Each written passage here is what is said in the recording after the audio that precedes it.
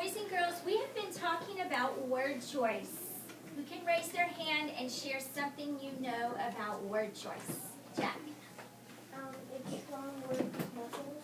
Words with muscle, good. What else do we know about word choice, Zombie? Word choice, you're not supposed to pick bad words. You're supposed to pick words with muscle, and especially when you write a book.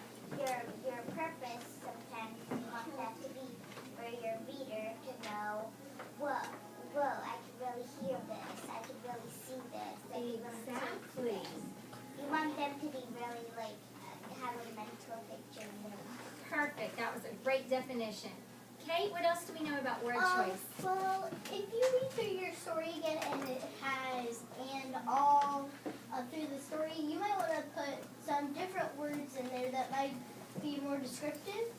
Good, good. So we have also been talking about going back and reading through our story, and when we find a dull, boring word, or maybe a word that we've used too much, we need to exchange it for words that are interesting and detailed and paint that picture in the reader's mind. All right. Well, we're going to be word detectives today, boys and girls, and I have a short story that I'm going to read to you this morning to get your brain warmed up with word choice. And then we're going to get into our lesson. This is called Bird Songs. It's by Steve Jenkins. We've read a lot of books by Steve Jenkins. Remember, he is the author that loves science. So see if you can hear words with muscle as we read through this book, Quentin. The sky is quiet. The yard is quiet. The creek is quietly gurgling. The rising sun turns the sky from black to gray to pink to blue. Raise your hand if you heard a word with muscle inside of the story. Ella, what did you hear? Like the sun setting. You could. That's your mental picture? You could picture the sun setting? George? Gurgling. Gurgling. I love that one. I think many of you probably heard that. The creek is quietly gurgling. Love that. What is gurgling? In the front yard, a red-headed woodpecker is working on a hole-poked pine tree. He raps, he taps with his beak, peeking about 10 times as fast as he looks for his breakfast bugs. The sunlight? Tap, tap, tap, tap. Sunlight? Gurgling is a little sound. You know, if you've ever, sometimes the dentist, when they give you a special fluoride, they might have you gurgle. That's what it sounds like. All right, let's get back to our story. A mourning dove lands on a telephone wire and it folds its gray wings. More doves find places in line. They dive down to share the sunflower seeds under the bird feeder, cooing to another one 9 times. I heard. Alex, what did you hear? I heard. I actually heard like two. Okay, what are they? They landed on the telephone wire. Okay, when it described how they dove down. Dove. Dove down, and they landed on the telephone wire. Okay, hands down for just a moment. A flutter, a flurry, a flapping of hungry house sparrows. The sparrows crowd around the bird feeder and poke one another, filling the air with 8 sharp notes. Each one wants to be first in line. Jack, what did you hear? Flutter. Flutter. Kate, what did you hear? A flurry. A flurry. That's a good one. Is that yours? Yeah, those are great ones. The sun is high in the sky now. The bottoms of the clouds are fringed with gray. The white gull from base circles over the front of the yard. Its mouth is wide open, and the seagull warns 7 times that rain is coming. What did you hear? What did you hear, Gabby? Fringed. What a great word choice there. A black-caged chickapoo chimes in 6 times from a branch of an apple tree. Did y'all hear it? What is it? Chimes in. What does chimes mean? It just means they chimed in. That means they had a turn to sing. Okay? They all chimed in together. They all started singing at the same time. They fly off in a mid-song when a tabby cat starts climbing. What does nappy cat mean? rain shower, dressed in shiny green suits. Mallards discuss the weather. The Gulf was just right. And they start quacking 5 times in agreement. Thank you so much if you're raising your hand and not yelling out. Haley, what do you hear? I have another one on the other page. Okay, what was it? Tapping. Tapping, good. Ella, what's another one? Mallard. Mallard, like describing the type of duck. Yes. Shine. Shiny. Somebody All right, want this? hands down right now, Alex. A crow listens in, tottering along the creek. When he takes off, he looks too large to fly, but his broad black wings hurry up and squawks 4 times. Caw, caw, caw. Amelia, what did you hear? Good, another good sound word. Somebody, I have All right, hands down. Let's see what's on the next page. Alex, save it for now, sweetheart. The sun is low now, back in the maple tree in the house. The robin is heavy with her eggs, settling herself in her nest of bark and grass. She softly sings 3 notes. Tut, tut, tut.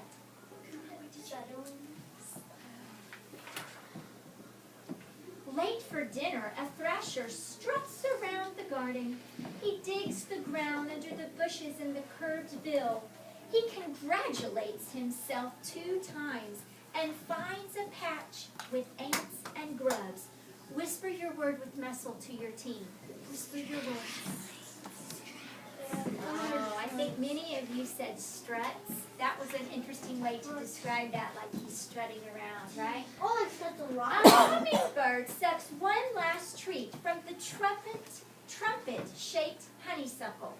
Her wings look like a helicopter propeller. She makes tiny, tiny sounds in her high voice. Zombie, what did you hear? I heard propeller. Like, it sounds like Describing the wings propeller. to a helicopter propeller. That's an interesting connection, right? Jack, what do you hear? Alex? Honeysuckle. Did you see how it described? It said the trumpet-shaped honeysuckle. As the sun sets, it's quiet in the sky. It's quiet in the yard. It's quiet in the gurgling creek, where the moon is reflected in the ripples. Write your word. What word did you hear? Try to write it in the air. Spell it. Don't worry about spelling. Try your best. Stretch it out. Write it in the air. All right, hands are down. Until the mockingbird begins to sing from the pine tree. She copies all of the songs and calls that she has heard during the day. Quacky. That's interesting. She copies the sounds. What do you think that means? What do you think Steve Jenkins meant there? She copies all the calls she has heard throughout the day. Oh, I think I see. Said every single song that all people. That's Mockingbird. She was repeating them. The mockingbird had been up hearing all of these different sounds all day long, and then she copied them. Okay, that means she was probably replaying them in her mind, and she actually made the sounds herself. That's a cool way to describe that. All right. Boys and girls, that is another great example of strong word choice. All right, our material manager, Amelia, will you choose one friend to help you today, please? Amelia's going to bring you a packet that has all of our authentic writing pieces in it, and Luca is bringing you our rubric. And in just a few minutes, you're going to get with a writing partner to score the writing. When you receive these 2, please put your name on them. Are you going to pick the writing partner? Oh, I mentioned that earlier, Zombie. We talked about that. All right, will you give me a thumbs up when you have your name on both of these papers? I love the way Kiara is following directions perfectly. And George, he's getting down to business. Thank you, Gabby. Thank you, Sanvi. Good job. The first page I want you to look at is your rubric. So put your rubric on top. Everybody stack your papers and put your rubric on top. As we look at our rubric today, remember we have 3 categories. Now that we have been studying word choice for many weeks, we are ready to put it to practice. We're ready to see if you, thank you girls, thank you Luca. We are ready to see if you can find strong word choice. Not only am I wanting you to find strong word choice, but we might read a story today that needs a little polishing. What do I mean by it needs polishing? We talk about that a lot in class. Ella, what does that mean? We need to fix some sentences and words. We need to revise and edit. We need to make the story stronger, okay? Let's look at our rubric. Remember, we have 3 categories. We're either going to score it, it's a start. Remember, what does it's a start mean? We've looked at this before. What does it mean, Haley? If a story receives an it's a start, what is that telling us? Do you remember? Kiara, what does it's a start mean for us? It means that you're not quite there yet. I mean, it could be, but not everyone would understand it. You're not using the right words, and you just don't know what that word means. That's exactly right. I want everyone to look at it's a start on your paper. If you score it, it's a start, these are some things that will happen. It's hard to picture what they're saying. You're not getting a mental picture in your mind. They're repeating a lot of tired, boring words. I can't find any strong verbs. You're having trouble finding words with muscle. They didn't try any new words. And they're definitely not thinking about their senses. Sight, sound, smells, tastes, feelings. So this is the area or the category that needs polishing, right? Okay, let's look at the other way we could score something. Getting there. Sabi, what does getting there mean? Well, getting there means, maybe part of your story is in order, part of your story is like wonderful, and part of your story still needs a bit of help. Good. Like, it's like, maybe one part, it's going to be like, there was a bird, and he didn't like to eat, and part of your story could be like, his wings flapped like thunder, or that's like, Good. So they are getting there. They are almost there, all right? Some of the words have words with muscle, but we still need some work, right? Okay, look at made it. Made it. What does made it mean? What if the writer made it? What does that mean, Cooper? They did a really good job at it, and they have really good words. Excellent, excellent. Very strong word choice. Yes? They've already drafted it, revised it, proofread it, and published it. Excellent, excellent. All right. So these are the 3 categories. These are 3 categories that we're going to look at today. You're either going to score it, it's a start, getting there, or a made it. Thumbs up if you understand. I know you do because we have done this rubric before. All right, here we go. We are getting ready to get with your writing partner. I want you to look at your packet now that has your writing pieces in it. When I pair you up with your writing partner, your job is to work together in cooperation, working together. That's our biblical character trait. And you are going to go through and score all of the pieces that are here. You all know how to do this because we've done them before. What trait are we working on? Cooperation. Okay, and what writing trait are we working on? Word choice. So today your focus is going to be on Cooperation and word choice. cooperation while you're working with your writing partner and you're looking for word choice. Okay, we are ready. Please get your packet and your rubric. You will need your rubric because we're going to discuss this, why you scored it the way you scored it when we're done, okay? When I call you and your partner together, you're going to need to get your stack of papers, a pencil, and a clipboard, okay? Jack and Zach, if you'll push in your chairs and get your materials and find a quiet spot to work. Kiara and Ella, if you'll push in your chairs and get your materials and go find a quiet spot. George and Cooper. Amelia and Kate. Hannah and Gabby. Luca, Sanvi, and Quentin and Haley. You're going to be partners. Boys and girls, please be sure that you spread out today and you're ready to get started. Trash can back there. Bro, what do you want to say? That's fine, no worries, they're all the same. By the time I land on 0, I need you to be in your writing spot, sitting knee to knee, eye to eye. Ready?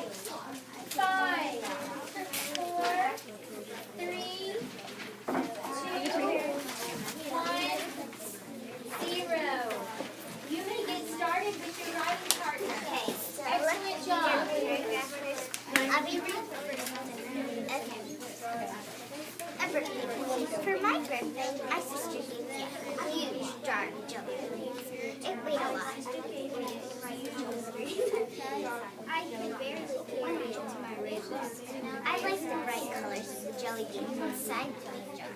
When I opened the jar, they smelled good. When I opened the jar, I like the smell. They smell so good. Oh, I had a smell. It felt around. I put it in. I said, they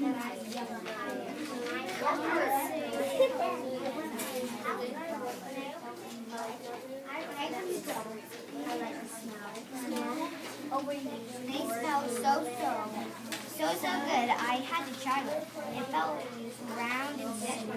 I put it in my mouth. Yummy. So then I wondered, how am I going to I tried it.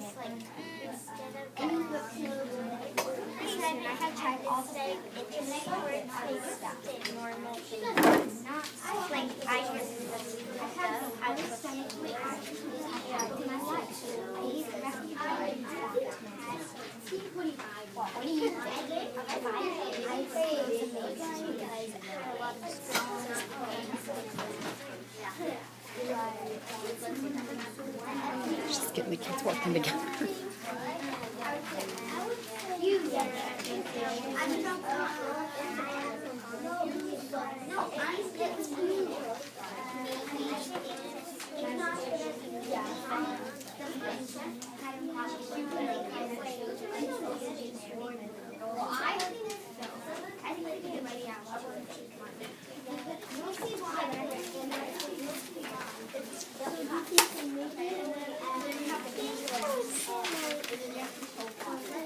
I'll read the next one.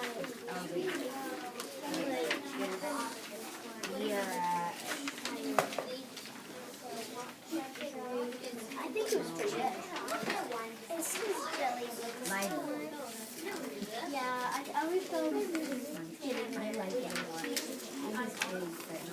too sweet. But coconut almost if you sit on it, you will not want to get it out for a long time. Remember, you can do a lot of stuff. I think I really do. Girls, how did you rate it? we said it's getting there because they said jelly beans way too much. Mm-hmm.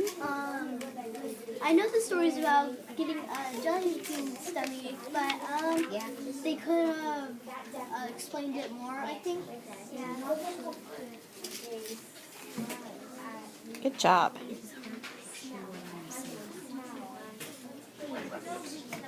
What's next?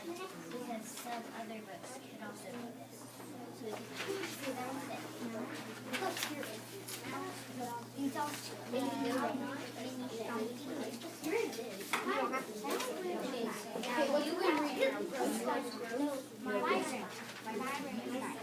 like it a lot. Sanvi, how did you rate the story? On our birthday one, we actually made it a we decided it could be a made it because she really used a lot of good senses. I could feel how her stomach felt, and I could feel how worse her stomach felt when she ate all the jelly beans. It just didn't feel, she just didn't go like, my stomach hurts. She went, my stomach was feeling the worst of all. So that's how I feel. Well, good job. Good job.